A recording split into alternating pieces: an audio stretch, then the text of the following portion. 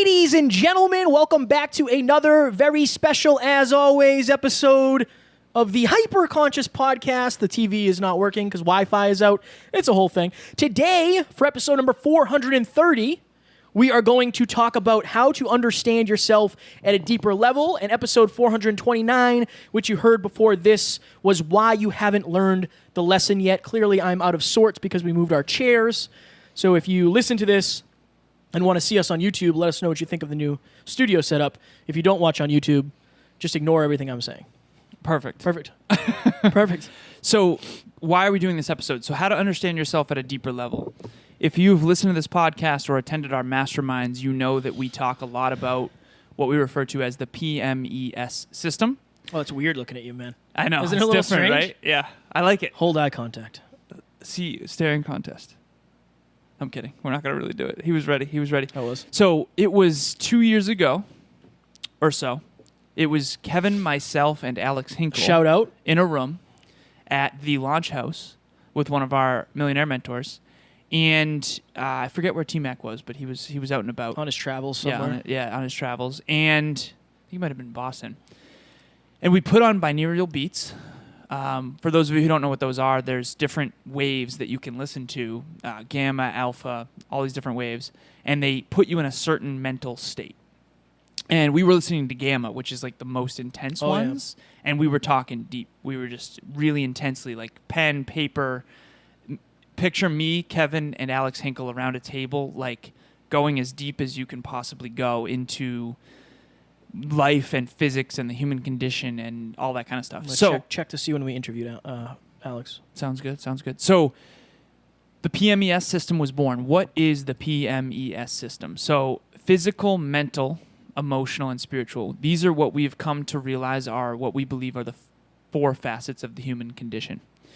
And the way to try to describe this, in my speeches, I often say something referred to as manifestation and the purple elephant. And this is just an easy way to kind of understand this framework. Okay.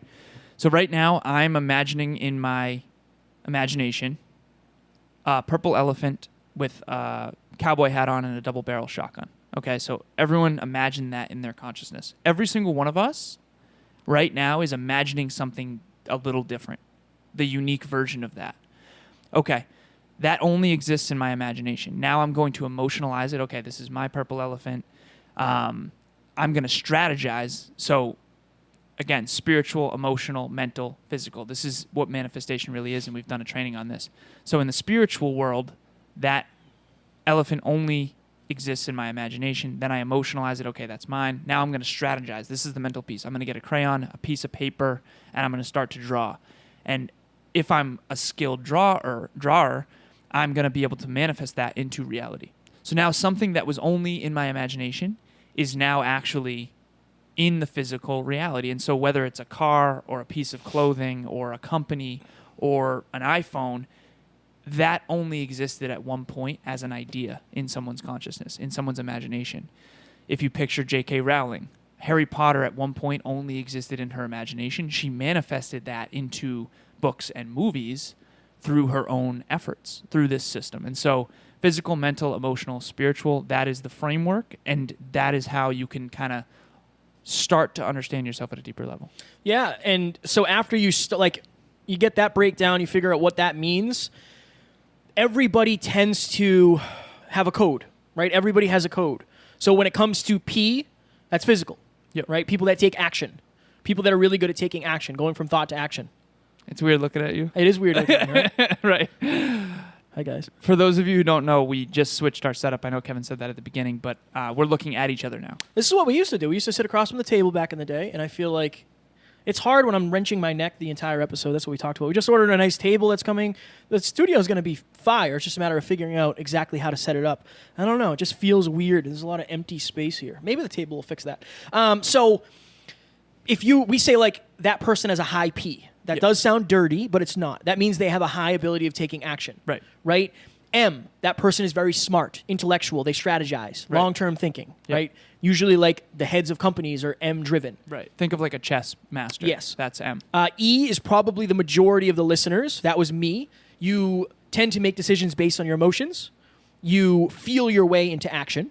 right? An M, somebody who is intellectual and really, really into their head and strategizing, they think their way into action. Right. And then S is somebody who is very spiritual in terms of not only having belief in something that they can't see yet, but also very connected to whatever their source is. Right. A great example, Dr. Nikki Starr. Yeah. Dr. Nikki Starr is very very into the universe and manifestation and all that. She's very attached to her source. So understanding where you are, right? So for me, I am an EPMS. E, emotionally driven. I've always been emotionally driven. I think that's why people connected with me when I started the show, especially a lot of women, because we have a lot of women listeners. Right. P, my ability to take action has always been high. Right. I just need to know what to do. Right. Right. I just need to know what to do, and I'll do it. My M makes sense. was not strong when I started this journey, and I remember telling Alan I have to bring that up. Right. Okay. And then S is kind of last for me because I've never, over the last more year and a half, I've really dove into spirituality, the law of attraction, manifestation, meditation, that sort of thing. But just know this. When you know yourself, you'll understand yourself at a deeper level. Not only will you understand yourself, you'll understand others at a deeper level.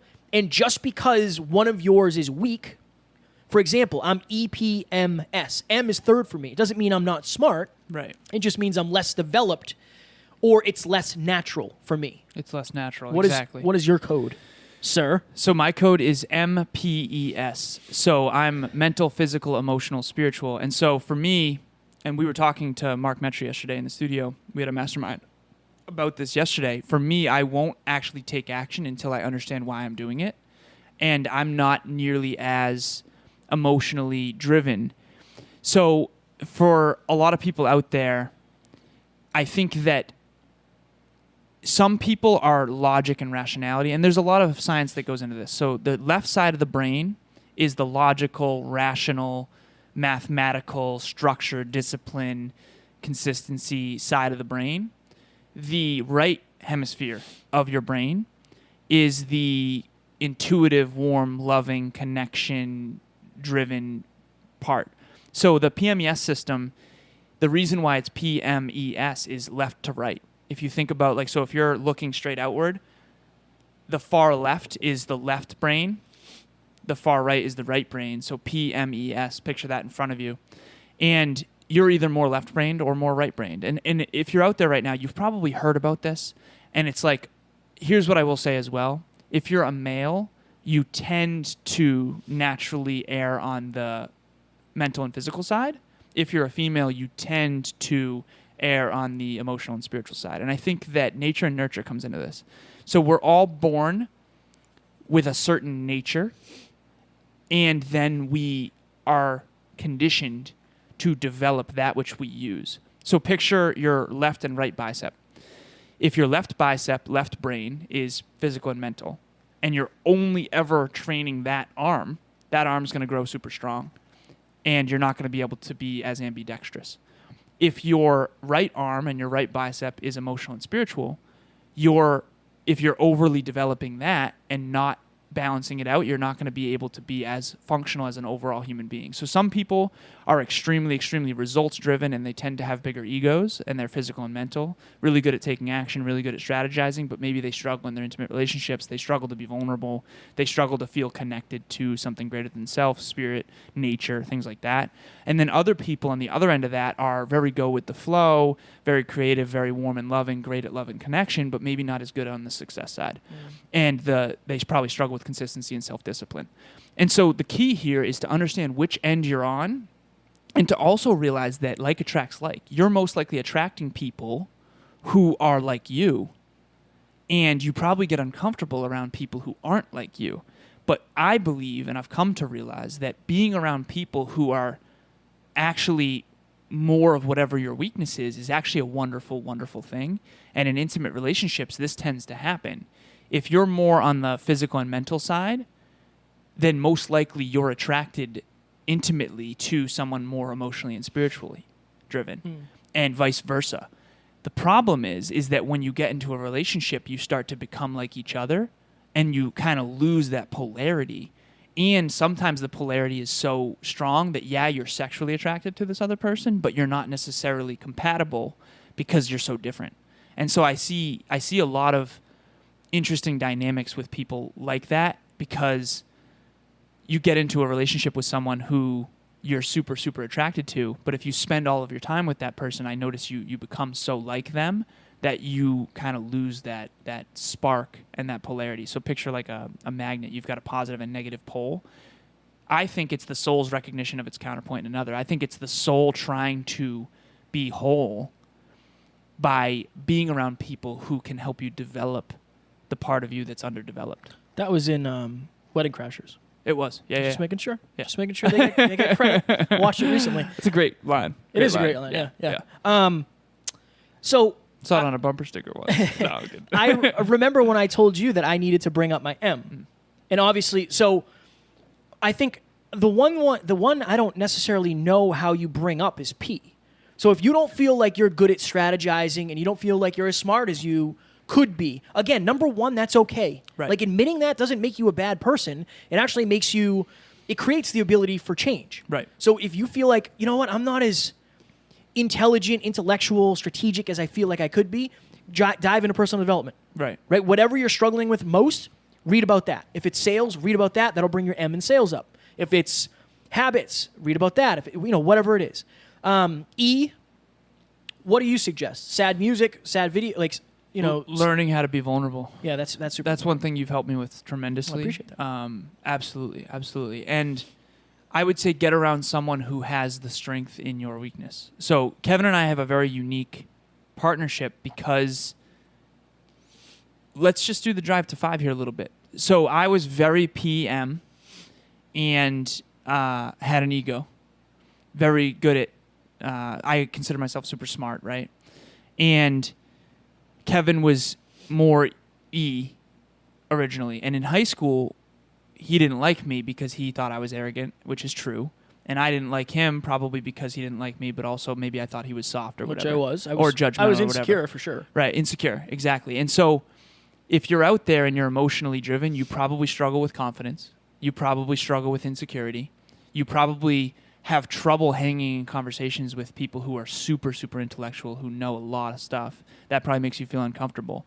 But that's actually what's best for you, in my opinion. And if you are super, super long-term strategy, strategic, M, and you are very, very, very bright, I think it's really important to get around some people that are emotionally and spiritually connected so that you can...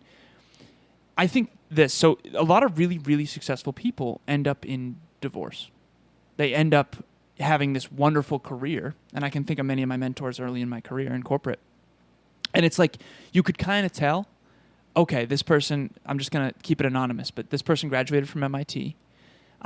They have 2 PhDs, and they're unbelievably intelligent, and they're very, very financially successful, and they're very high up in this company, this tech company I'm talking about. I remember thinking to myself, so he had 3 daughters and a wife, and I remember thinking to myself, like, I wonder if he's as successful in his family life as he is here at this company. And I seriously doubted it. And I think the reason why, and I noticed this a lot in corporate, and I'm not going to call anyone out, but like, if you're the quote-unquote boss at work, it's not the same dynamic when you go home. And if you're used to being the quote-unquote boss at work, and then you go home and you don't feel like you're in control of your own relationship and your own, family, that must be a really hard thing, and it creates a lot of tension. And conversely, if you're emotional and spiritual, you're probably really, really good at love and connection and warmth and open and honesty, and you're probably very honest with others and honest with yourself, and maybe you shell up sometimes, but around your close friends, you're probably vulnerable. And you probably struggle with success, honestly. I think some people are really, really good at success, the science of success, and I think some people are really, really good at the art of fulfillment, which is, and I think that eventually you get tons of success, realize that's not the answer, and you go the other, maybe you get divorced or whatever. I've seen my mentors that's happened. And then they go all in on the other one once they're already successful. And then other people eventually are like, you know what? I'm sick and tired of taking care of everybody else. I'm going to get mine. And people who are so love and connection driven, maybe they get hurt on that end, and then they decide to go all in on success. So the point is you're moldable, and you can be whatever you decide to be. There's no right or wrong answer. There's only a right answer for you. I think that one of the things that when I was thinking of topics for today, I was thinking of like the growth mindset. And I think that applies to this in a giant way in terms of like, no matter where you're weak or weakest or not strong or whatever, however you want to frame it, wherever your weakest part is, you can grow that. Yeah. But most people, I don't think, understand. If we broke it down into 4 things: physical, mental, emotional, and spiritual. You kind of know. Do you struggle to take action? You have a low P. Right. Okay. Do you not feel like you're intellectual enough to hang in conversations, and you struggle to strategize long term? That's an M thing that you need to bring up. Right. E. This happens all the time. All the time. I talked to a woman. Her boyfriend is not vulnerable. He's shelled up. He never cries, and he never talks about his feelings. Your boyfriend has trouble with E. Yes. He does 100%. Probably because he was raised by a super masculine father who told him it wasn't okay to cry. Exactly. And then S, and this is the one that I always kind of struggle with. Because what is the downside of not having S? I think you'll be unfulfilled. Okay. I think you'll and I really appreciate that question, dude, because I think your S is your intuition. That's your highest self. But I think that if you're in physical pain, mental pain, or emotional pain, your S can't get through. And so that's why you meditate. That's why we talk. I need to meditate more. Okay. Honestly. Meditation, I believe, is where your S can actually get through. Because when you're meditating, think about it, you're in no physical pain, most likely. Yeah. You're in no mental stimulation because the lights are off, your eyes are closed, and Shower's on. And right, if you're me, the shower's on. But that would mean there is physical stimulation. So that's actually no, I know. Just a joke. No, I know. We're gonna do a series, Jeff in the shower, and it's gonna be tracking my calories in the shower. Sometimes I like to foam roll in the shower. Like just have it stacked. So if you're physically in no pain and no stimulation, and you're in no mental stimulation because you're completely eyes closed, and they call it sensory deprivation, and then emotionally you're in a resourceful place, I think your intuition will come through. I think that's where your best thoughts will come. And what's the downside of not being spiritual? I would say you're not going to tap into a deeper knowing of like what could be for you. How do you know if your S is weak? Because there's kind of telltale signs of the other ones. I think if you're not following your own inner compass. So how do you know if your S is weak? If you don't feel grounded and connected. If you don't feel centered. Like and present. If you don't feel present ever. If you're always overstimulated how or would rushing you know around. if you've never felt it? Right? Exactly. That's the problem. Some people are that way. So do you think maybe not a safe assumption, but like maybe some sort of statement would be like, if you've never practiced S, you're probably right. You're probably underdeveloped there. Yes. Because I think you can get good at P, right? Like taking action. Like you can. You can get good at all of them. But I mean, like you can be born with it. Maybe you can be born with not born, molded early by other means. Right. Right, but with S, I feel like unless your parents are very spiritual, right, or unless you've been introduced to somebody very spiritual, or maybe you have some life-shifting experience where you say like, oh, I got introduced to meditation, I got introduced to this or this, I don't know that it naturally would just come up. I think kids are naturally S, actually, and I think the S gets conditioned out of us. Because imagination goes. Yeah. So we've talked about that as well. So if you're out there and you're watching Netflix, you don't actually need to use your imagination. You get all of the visuals, you get all the audio, you get all of the emotions. You don't have to. Whereas if you're reading a fiction book, they only give you the pieces of the puzzle to create it in your own imagination. So if you've read The Alchemist and you're out there and you've read The Alchemist, my version of The Alchemist is completely different than your version of it. But you and I have the same version of Titanic. Now, do I perceive Titanic a little differently than you? Of course. The greatest movie of all time. Yeah, I mean, it's the greatest movie of all time. It's up there. Oh, it's up there. Avatar. I didn't say I Avatar know what was you're the greatest. thinking. I like Good Will Hunting a lot. That is a good movie. Yeah. But if you're out there right now, here's what I think we should talk about: the codes and what they mean. So EPMS is a power code. MPES is a power code. I'll try to describe this as simply as possible. S is the imaginary world. It's the spiritual world that no one else can see. It's your imagination. That is the first dimension. Oh, here we go. Here we go. Hang on, buckle up. Mental and emotional is kind of in your body and in your head. Let's just say this. It's in your brain. It's happening in your brain. Okay? That, I believe, is the second dimension. Third dimension is physical action, physical, tangible matter. Okay?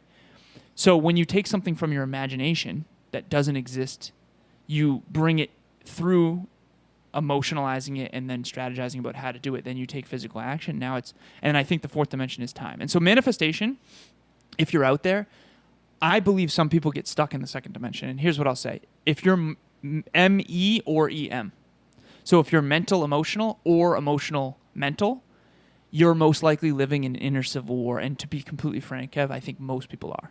And I think you and I got kicked out of a lot of that when we had our near-death experiences.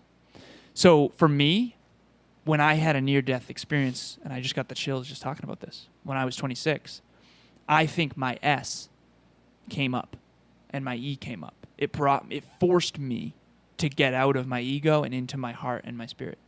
And then I really went deep on that. I mean, I went Wayne Dyer. I started studying all the spiritual texts. I started meditating, Well, I did. I started meditating. I developed the purpose prayer, breath work, all kinds of stuff. And I started going to the gym, all that stuff. For you, I think it got you to develop S as well, probably. I don't know.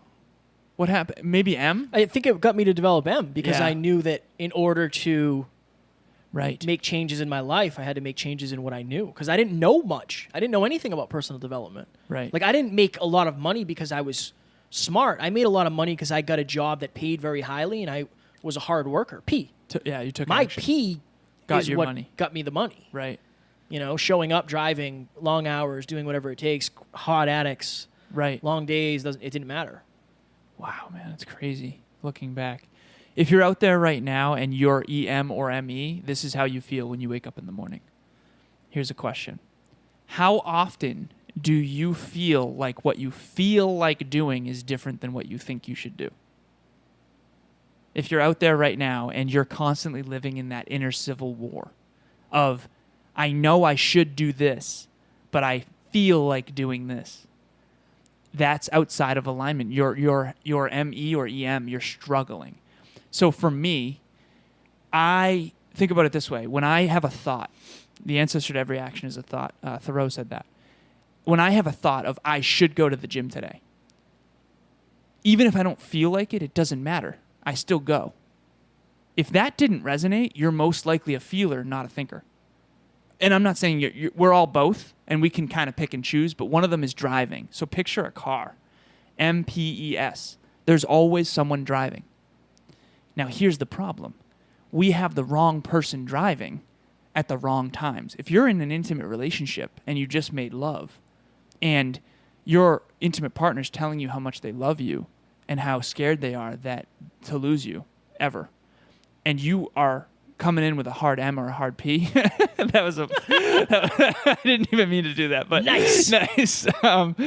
That's not the right place. That's the time to be spiritually connected and emotionally connected and vulnerable with this other person who's being vulnerable.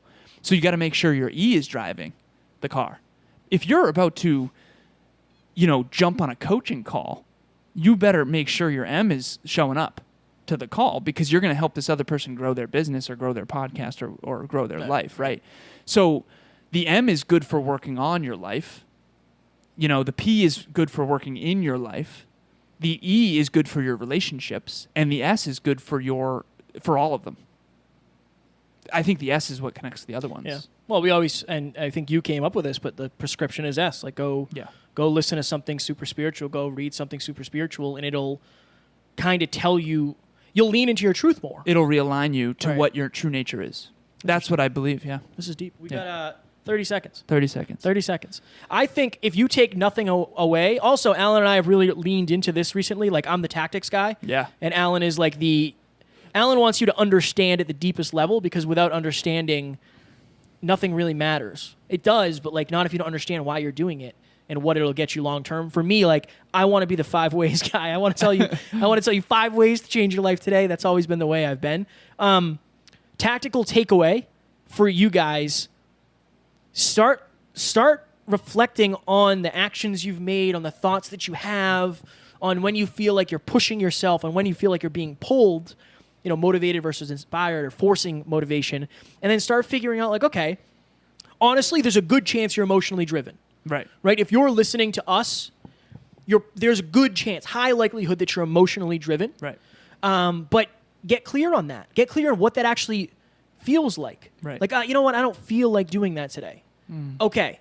But do you think you should? And this is why logic versus emotion is super important. If you're always listening to your emotion, which most people are, Yeah. right? That's why we eat the foods we eat in a lot of cases. Oh, yeah. That's why we watch the TV we watch. That's why we live. Yeah. That's why a lot of people have the relationships they have. Right. The reason you have the relationship you have is because of logic. And that's where it started, growth. Yeah. And now you've emotioned into the logic, right? And intuition, honestly. Yeah. It's an intuition thing. So if you're out there and you're high P, you're very, very stimulated by external stimuli. Like if you see, a weight, you're going to go lift it. If you see an Oreo, you're going to go eat it. I love Oreos. If you're an M, you're a thinker. You're constantly into thinking things through and logic and rationality. Like you go on your logic. Does this make sense? I had a breakthrough. Oh, what do we got? What if it's thinkers, feelers, doers, and imaginators? Imaginators. I like it. I like that. That is what it is. Thinkers, You heard it here first. You heard it here first. Thinkers, feelers, doers, and imaginators. The point is, you have all 4. You're probably just underutilizing some of them. Right. Each, if you're in a fight, you better be using your P. You don't Use need to that be P. thinking, right? Use that P. Yeah, you got to. If you're working, like, if What you're do you do before? Before the fight, you use your M. You strategize. You strategize. Yeah, it's exactly. It's cool, right? It's interesting. Cool. So that's the, and also look through this lens from other people too, and try to relate to where they are, because now that you're aware, you have a responsibility, in my opinion, to see who's driving on the other end. When someone's driving their S, I can show up authentically as S because I've developed that part of my nature. You can connect there, And notice who you're pulled to. Yeah. This is probably a great test. If you listen to this podcast and you're more pulled to me, Yeah. you're probably more E. Yes. If you're pulled to Alan, you're probably more M. Yeah. And at the end of the day, knowing this is not only going to benefit you for your sake, it's going to benefit you for the understanding of other people's Right. as well. Like, if you're in a relationship with somebody, you understand where they are, you can meet them better. And Exactly. that's always the ultimate goal. We got to get out of here. Yep. Anything in takeaway? 10-second blip. If I were you, I would, from now on, your next interaction with a human being, one action item. Try to figure out what their code is and try to speak in terms of the part of your nature that is driving their car. So if they're driving an E, try to show up E. If they're driving an M, try to get an intellectual conversation going. I would say reflect on your past behaviors, actions, thoughts, beliefs, everything, and try to figure out where you are. Right. If you're E first and you know that, that's going to change the game. Yep. Because more often than not, you might not feel like doing it. Right. You got to develop M. You got to develop that M. Ladies and gentlemen, we hope you enjoyed. We went super deep. I know this was supposed to be a guest episode, but our Wi-Fi, like I said, crapped the bed. It's a whole thing. It's going to be fixed tomorrow, though. Everything's going to be fine. We hope you enjoyed, and we will talk to you tomorrow. Talk to you soon. Bye.